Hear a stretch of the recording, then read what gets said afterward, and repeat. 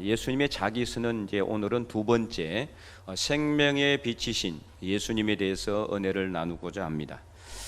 빛은 모든 어둠을 밝히게 되죠. 그래서 이 어둠이 다 물러가게 됩니다. 이 빛이 있는 곳은 절대로 어둠이 있을 수가 없어요.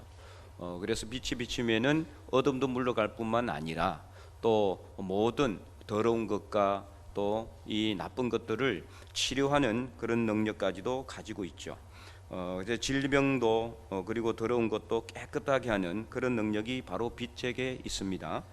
그래서 어두운 곳을 좋아하는 곰팡이나 세균 같은 것은 빛이 비치면은 다 사라지잖아요. 그래서 우리가 이렇게 장마가 많이 질 때는 곰팡이가 많이 피지만, 그래서 장마가 지나고 나서 햇빛이 비치면은 우리가 이불을 널어 말리는 것처럼 이 빛은 항상 우리에게 이롭고 또 새로운 생명을 얻게 하고 생명이 자라게 하는데 가장 필수적인 것이 바로 이 빛입니다.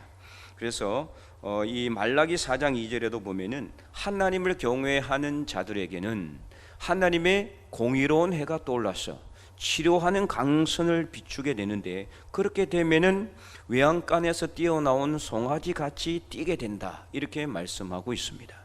이 해라는 것은, 빛이라는 것은 이런 놀라운 치료의 능력을 가지고 있다라는 것입니다. 그러므로 오늘 본문에 예수님께서 자신을 세상의 빛이라고 선포하시면서 예수님 자신을 따르는 자들은 어둠에 다니지 아니하고 생명의 빛을 얻게 된다라고 말씀하고 있는 겁니다. 이처럼 이번 사순절 맞이해서 혹시라도 여러분의 삶의 자리 위에 조금이라도 어둠이 있다면은 이 빛이 되시는, 생명의 빛이 되신 예수님을 통하여서 모든 어둠이 사라지고 흑암이 사라지고 질병이 치유되고 문제가 해결되는 놀라운 역사를 경험할 수 있기를 간절히 축원드립니다. 오늘 본문은 20절을 보면 우리가 읽지는 않았지만 예수님께서 성전에서 가르치실 때 하신 말씀이라는 것을 알 수가 있는데요, 7장을 보면은 예수님께서 명절을 지키기 위해서 자기 형제들과 따로 조용히 예루살렘으로 올라가는 내용이 나와요. 그 명절은 이제 요한복음 7장에 보면 이제 초막절로 이제 나와 있는데요. 이제 이 세 가지 절기를 하나님 앞에 무조건 이 이스라엘 백성들은 드려야 되는 거죠. 이게 바로 이제 이 명절입니다. 그래서 이 명절을 맞이해서 예수님은 조용히 예루살렘으로 올라가셨어요. 예수님이 그 명절의 주인이시지만, 그러나 인간적인 예수님으로서 다른 제자들이나 오늘 예수님을 믿는 모든 사람들에게 본을 보이기 위해서 그렇게 한 거죠. 그래서 명절에 예루살렘을 올라가셔서 성전에서 계속해서 가르치셨어요. 그래서 이제 요한복음의 특징이 뭐냐? 이때부터 예수님께서 군병들에서 잡혀서 이 고난을 받으시고 또 십자가에 못 박혀 돌아가시까지 요한복음은 계속해서 성전에서 예수님께서 교훈적인 말씀으로 가르치시는 내용, 이 내용들이 쭉 기록이 되어 있다는 거죠. 그래서 요한복음 7장 14절에 보면은 이렇게 기록이 되어 있습니다. 이미 명절의 중간이 되어 예수께서 성전에 올라가사 가르치시니, 그러니까 명절 때에 이제 가르쳤다는 내용이죠.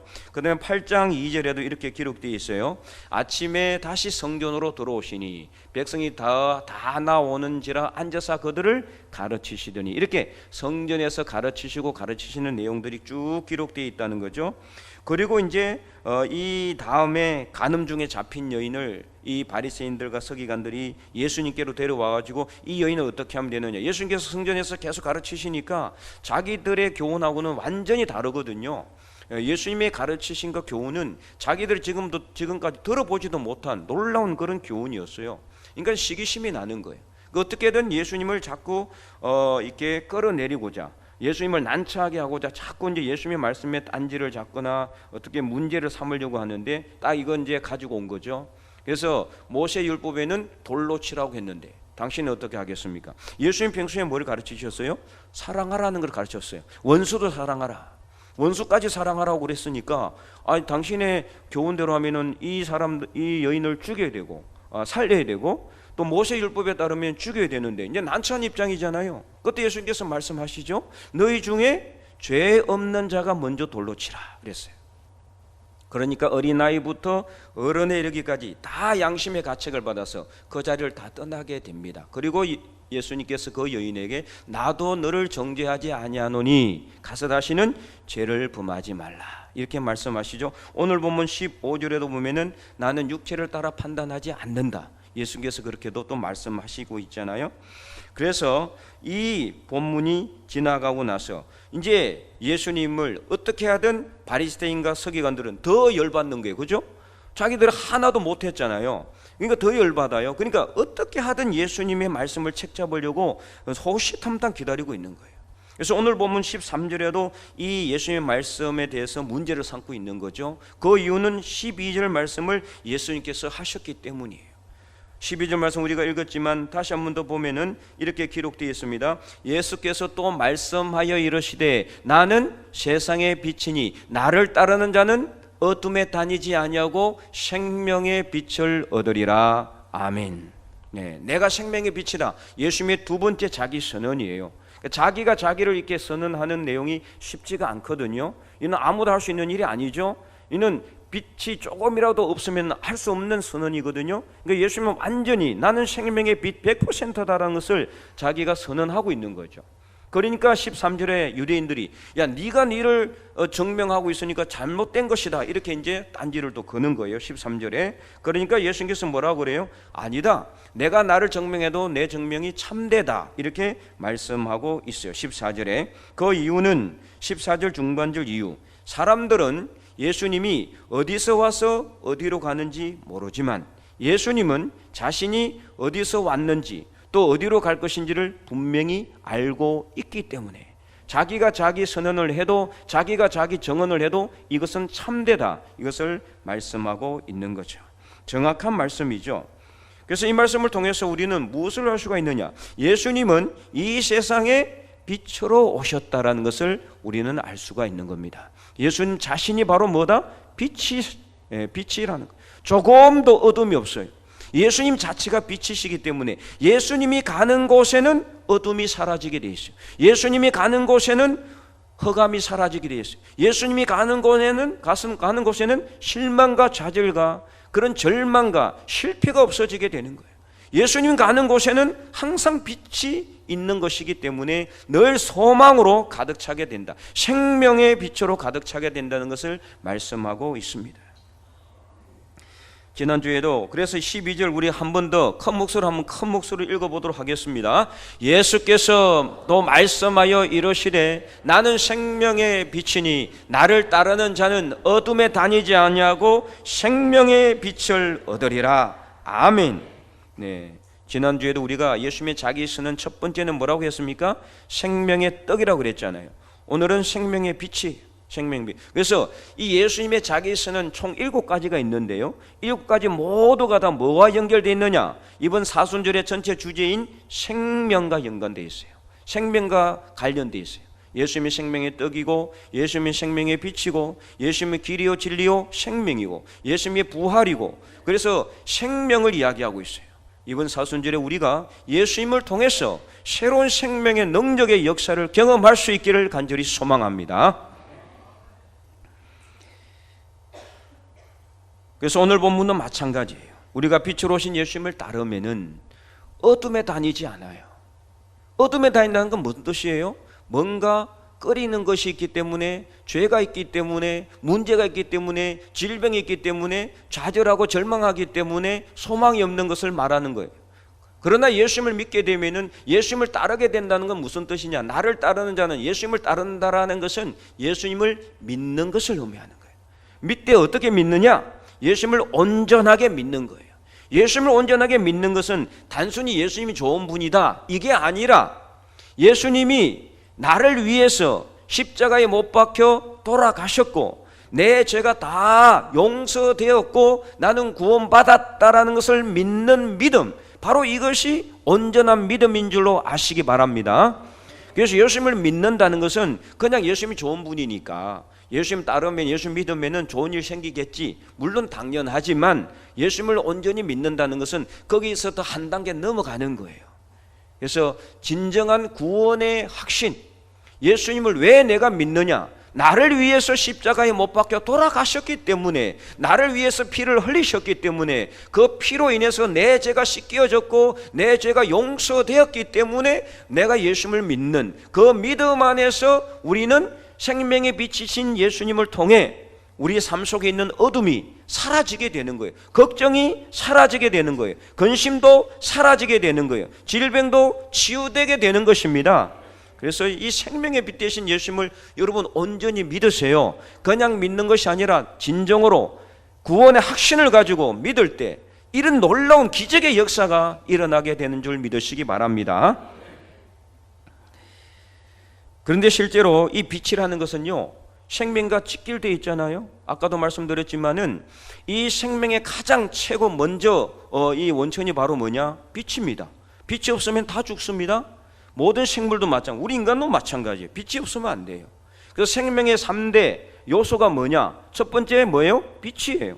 두 번째는 뭘까요? 물이에요. 세 번째는 공기입니다. 산소라고 볼 수가 있죠. 이거는 제가 말한 게 아니고요, 하나님의 창조 질서입니다. 그래서 창세기 1장 1절에서 5절에 보면은 이렇게 기록이 되어 있어요. 태초에 하나님이 천지를 창조하시니라. 땅이 혼돈하고 공허함이 흑암이 깊음이에요. 아무것도 없으니까 완전히 캄캄한 어둠밖에 없었어요. 그때 하나님의 영이 수면에 운행하시는데 하나님이 이르시되, 3절 한번 큰 목소리로 보겠습니다. 하나님이 이르시되 빛이 있으라 하시니 빛이 있었고. 아멘. 가장 먼저 뭘 만드셨다? 빛을 만드신 거예요. 그래서 4절과 5절도 보면은 빛이 하나님 보시기에 좋았더라. 하나님이 빛과 어둠을 나누사 하나님이 빛을 낮이라 부르시고 어둠을 밤이라 부르시니라. 저녁이 되고 아침이 되는 첫째 날 뭘 만드셨어요? 빛을 만드셨어요.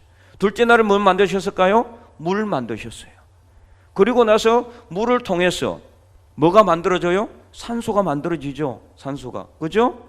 예, 이번에 우리 이 죽변에 수소 단지가 들어오잖아요. 예, 수소 단지가 어떻게 들어옵니까? 물을 가지고 전기 분해해서, 물은 H2O 산소와 수소로 결합되어 있기 때문에 전기를 분해하면은 산소가 나오는 거예요. 수소가 나오는 거예요. 그래서 거기서 수소가 만들어지고 수소를 가지고 연료를 쓰려고 위해서 수소 단지를 만드는 거죠. 그래서 셋째 날 또 뭐 만드셨을까요? 셋째 날 식물을 만드셨어요. 나무와 모든 식물에서 뭐가 나옵니까? 산소가 나오죠. 식물은 이산화탄소를 흡수하고, 그리고 뭘 내줍니까? 우리에게 산소를 내줘요. 그래서 물과 식물을 통해서 자연스럽게 뭐가 만들어집니까? 공기, 산소가 만들어지는 거예요. 그래서 생명의 원천 첫 번째는 뭐다? 빛입니다. 빛이 없으면 모든 것은 다 죽습니다. 빛이 가장 중요하다는 것. 그래서 하나님이 가장 먼저 만드신 것도 빛이라. 그래서 이 빛 대신 예수님에 대해서 오늘 본문은 우리에게 교훈하고 있는 거죠. 그래서 요한복음 1장 1절에도 보면은 이렇게 기록되어 있죠. 태초에 말씀이 계시니라. 이 말씀이 하나님과 함께 계셨으니 이 말씀은 곧 하나님이시니라. 아멘. 그래서 3절에도 보면 이렇게 기록되어 있어요. 만물이 그로 말미암아 지은 바 되었으니 지은 것이 하나도 그거 없이는 된 것이 없느니라. 태초에 말씀이 계셨는데 그 말씀이 하나님과 함께 계셨고, 이 말씀이 없이는 모든 것이 된 것이 없다. 그 말씀이 곧 창조주라는 거 이야기하고 있는 거죠. 그래서 4절은 이렇게 또 이야기하고 있어요. 그 안에, 그 말씀 안에 뭐가 있었다? 생명이 있었으니 이 생명이 뭐다? 사람들의 빛이다. 그래서 9절에도 이렇게 기록되어 있습니다. 참빛 곧 생명. 9절이 안 됩니까? 네.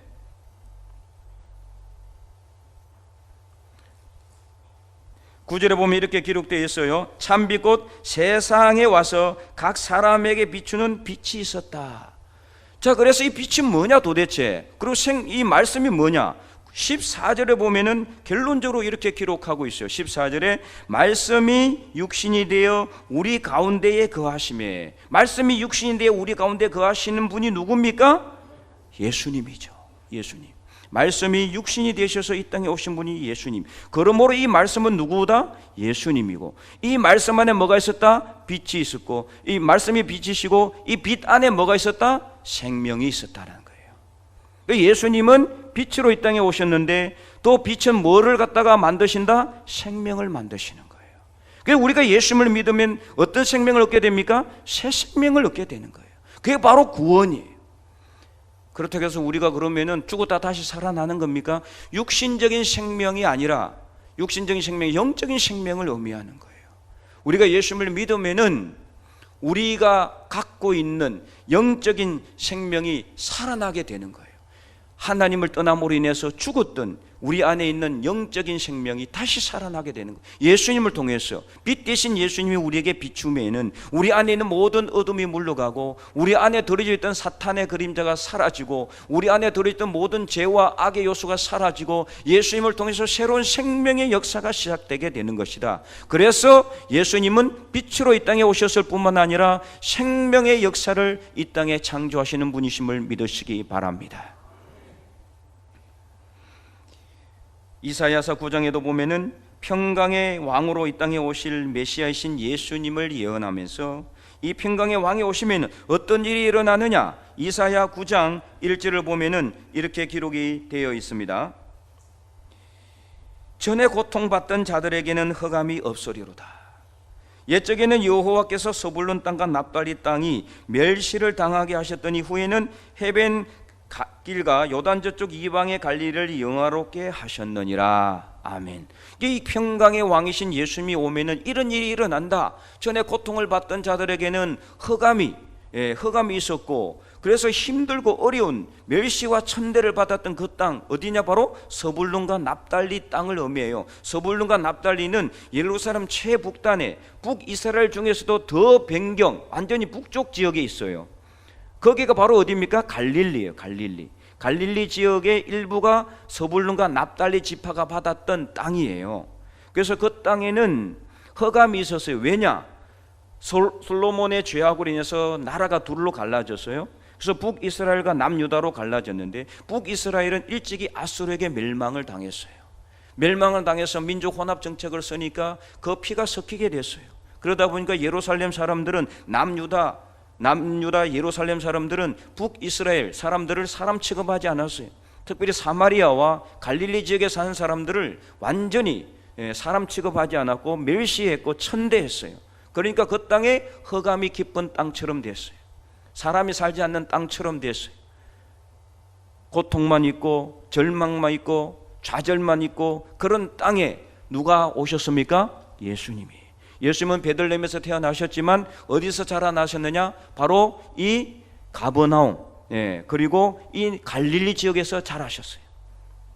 이 지역에서 예수님께서는 성장을 했을 뿐만 아니라 또 사역도 어디서 하셨어요? 이 갈릴리 지역에서 하셨어요. 갈릴리 호수를 중심으로 해서 건너가시고 건너오시고 가르치시고 고치시고 귀신을 쫓아내시는 이 역사를 이 서불론과 납달리 지파가 살았던 땅, 이방의 갈릴리 같은 그 흑암이 깊은 그 땅, 그 갈릴리 지역에서 예수님께서 성장을 하실 뿐만 아니라 거기서 사역을 하셨기 때문에 그 땅에 뭐가 비추신 거예요? 빛이 비추게 된 거예요. 흑암에 있던 그 땅에 빛이 비추게 된 거예요. 예수님이 가는 곳마다 빛이 비추게 되는 거예요. 예수님이 가는 곳마다 흑암이 사라지게 된다. 이것을 이사야서 9장은 정확하게 이렇게 미리 다 예언하고 있는 것이죠. 그래서 2절에 보면은 흑암에 행하던 백성이 큰 빛을 보고 사망에 거느진 땅에 거주하던 자에게 빛이 비추도다. 아멘. 흑암에 행하던 그 땅에, 그 사망의 땅에 예수님으로 인하여서 생명의 빛이 이르렀고 생명의 역사가 일어나게 된 겁니다. 이사야서 60장에도 보면은요, 하나님께서 비록 이스라엘 백성들이 그 죄악으로 인해서 나라는 멸망을 당했지만 다시 하나님께서 모든 것을 회복하실 것을 약속하시면서 이사야서 60장 1절에 이렇게 선포하고 있습니다. 우리 함께 읽어볼까요? 일어나라.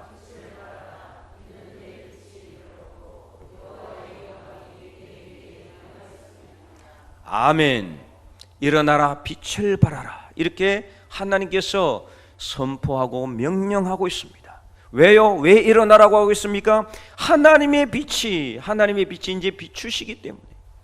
하나님의 빛이 비추면은 흑암에 앉아 누워있어 절망하던 사람들이 일어나게 된다라는 겁니다. 그래서 내 빛이 내게 이르렀고 내 빛이 내게 이르렀던 하나님의 빛이 이르렀기 때문에 이제 일어나라는 겁니다.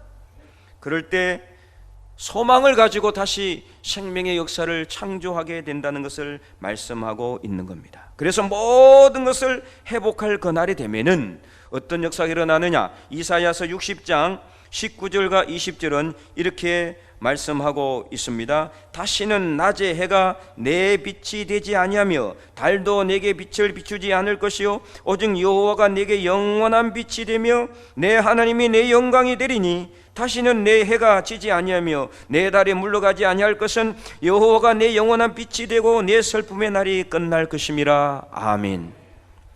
하나님이 빛이 되시기 때문에 낮의 해도 밤의 달도 아무 쓸모가 없는 거예요. 그래서 다시는 해가 물러가지 않고 달이 물러가지 않는다는 것은 무슨 뜻이에요? 하나님이 떠나지 않는다는 것을 말하고 있는 거예요. 빛 대신 하나님이 절대로 떠나지 않고 지켜줄 것이다. 오늘 우리도 마찬가지입니다. 빛 대신 하나님이, 빛 대신 예수님이 늘 우리를 지켜주시고 우리와 함께 계시는 줄 믿으시기 바랍니다. 계시록 21장에도 보면은 새하늘과 새 땅에 도래하는 그 새 예루살렘 성에는 아무 빛도 필요 없다라고 분명히 선포하고 있어요. 그래서 계시록 21장 23절을 보면은 이렇게 기록이 되어 있습니다. 우리 다 함께 한번 읽어볼까요? 그 성은 해나 달의 비침이 쓸데없으니 이는 하나님의 영광이 비치고 어린 양이 그 등불이 되심이라. 아멘. 해가 필요 없어요. 그 새하늘과 새 땅에는 달도 필요가 없는 거예요. 왜요? 하나님의 빛이 비치고 어린 양이 등불이 되시기 때문에. 자, 어린 양은 누구를 의미할까요? 예수님을 의미해요. 예수님이 등불이 되시기는 빛이 되시기 때문에 빛이 해가 필요 없는 거예요. 달도 필요 없어요. 그래서 계시록 22장 5절에도 이렇게 말씀하고 있어요. 계속 읽어볼까요? 다시 밤이 없겠고 등불과 햇빛이 쓸데가 없으니 이는 주 하나님이 그들에게 비치심이라 그들이 세세토록 왕노릇하리로다. 아멘. 이처럼 예수님께서는 우리의 빛이 되십니다. 우리의 등불이 되시는 겁니다. 그래서 해와 달이 아무 쓸모가 없고 밤도 없는 겁니다. 예수님 때문에 모든 어둠이 사라질 것이기 때문입니다. 그러므로 지금 현재 여러분이 힘들고 어려울지라도 빛 대신 예수님을 여러분 생각하고 빛 대신 예수님을 온전히 믿음으로 그 모든 어려움과 문제가 다 사라지게 될 줄 믿으시기 바랍니다. 그래서 히브리서 10장 32절에 히브리서 기자는 이렇게 말씀하고 있어요. 전날에 너희가 빛을 받은 후에 고난의 큰 싸움을 견뎌낸 것을 생각하라. 아멘.